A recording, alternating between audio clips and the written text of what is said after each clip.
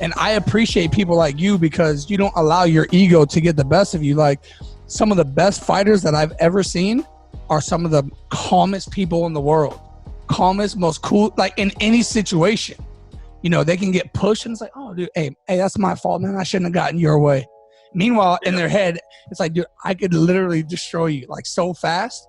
But because they're so disciplined with their, you know, their martial arts, it's like, I mean, that's what they teach you, right? I'm pretty sure that's what you do in your academy. You teach, it's not just about the actual techniques. It's like, you know, like the warrior spirit behind it. You're defending yourself, you know, like you're teaching people to conquer their fears when they, you know, they get put in a position to where they feel uncomfortable. What do you do at that point? And to me, that's more so what encompasses martial arts rather than a Jet Li movie. You know what I'm saying? Right. Yeah, you're absolutely right, man. And that's one of the things I love about coaching and teaching. Now that I'm getting a little bit older, you know, I was just training for was going to be my retirement fight about 8-9 weeks ago, and I tore my Achilles. Right? I saw that. Yeah. I was so hurt, man. You were hurt. I was hurt, man. I was crying like a little girl. You're being selfish. I was out here, actually, right here. Oh, you're in pain? Nah, dude, I was in more pain, bro. It was right here. You know, just funny. The thing is, I was going live, right? I was going like live sparring, and we were doing takedown defense. And man, I had some solid group of guys that came down here from Jacksonville to train with me. So I got Nate and Aaron were working with me. Nate's a black belt over there in Jacksonville. Shout out to him. Aaron felt so bad because we're starting takedowns, right? So he's grabbing my leg, and I'm fighting from it, and I was jumping on my my left leg, and then all of a sudden I feel like and I thought he kicked the back of my leg to take me down, but I watched the video later because we were going live on Facebook too. So I was like, cut that feet off. But when I landed, it wasn't that he kicked me. It was just I landed on my leg so hard that I snapped my Achilles. It's just spot, right?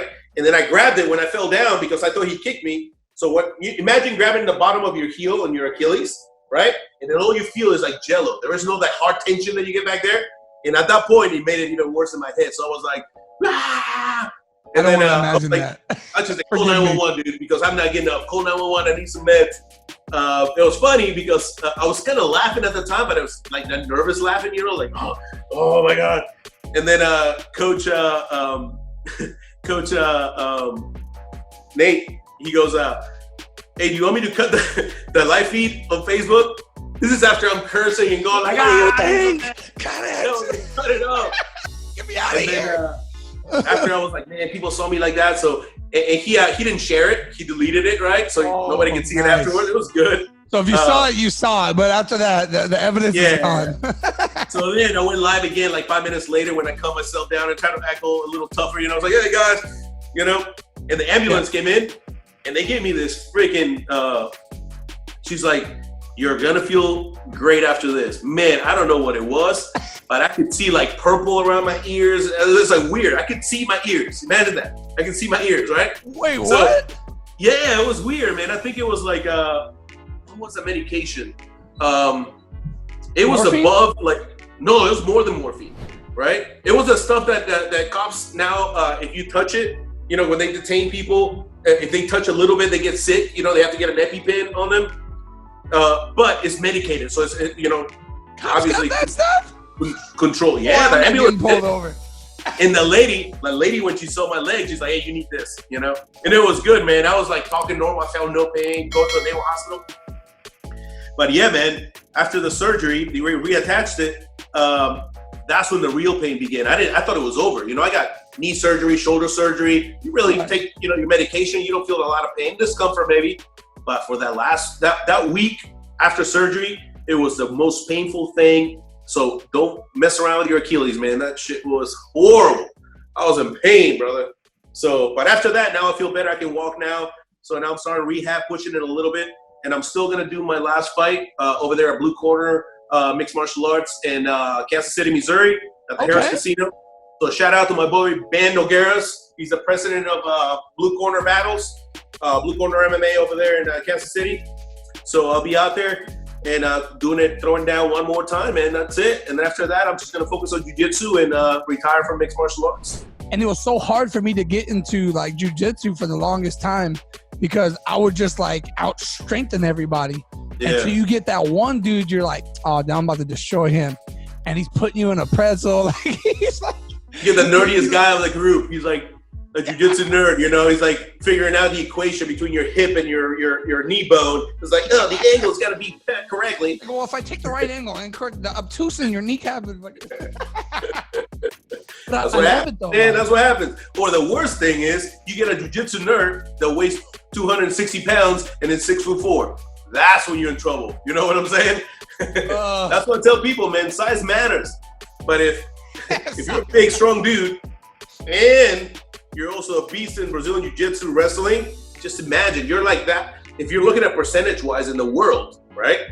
You're in the world, you're probably like that 2 or 3% of like the baddest men alive. We're not talking about fighters. Fighters, like top 10 fighters in the world is like less than 0.06%, less than COVID death. You know what I'm saying? Right. So imagine that, right? So I tell people, it's like, man, you're big enough, you can kind of fend off some of this stuff. Try jiu-jitsu, try mixed martial arts, learn, and that's just only gonna add to your already well-rounded type of strong beast mentality. You know, right. That's what I tell people, man. If you're a strong guy, I practice little man jiu-jitsu, right? My instructor, Sensei Fujita in Japan, he fights at 125 pounds. Yeah, right? Oh, there's no way I could get down to 125. Trust me, man. We were sitting in the sauna in last year. We're at the World Masters in Vegas, right? So we're cutting weight, man. And he's just very disciplined. But listen, this is funny shit. This guy flies all the way from Japan, right? Mm-hmm. And all he wants to do to cut weight is he goes to the 7-Eleven or whatever store here, and he buys two little bottles of Dr. Pepper, right? Yeah. And that's it. For the last 2 days, he was sipping on Dr. Pepper. I didn't see him eat. I didn't see him drink water. He would wake up, take a little bit. 3 hours later, a little Dr. Pepper. So he was feeding himself sugar to keep himself kind of like energized. Right. But we're sitting in the water. We got to dehydrate. I think I had to lose one time at like 18 pounds in one day. It was crazy. He walks himself at 135, so it's only 10. But you got to remember, if you're 130, 135, you ain't got much weight to lose. You know what I'm saying? He was already skin and bones.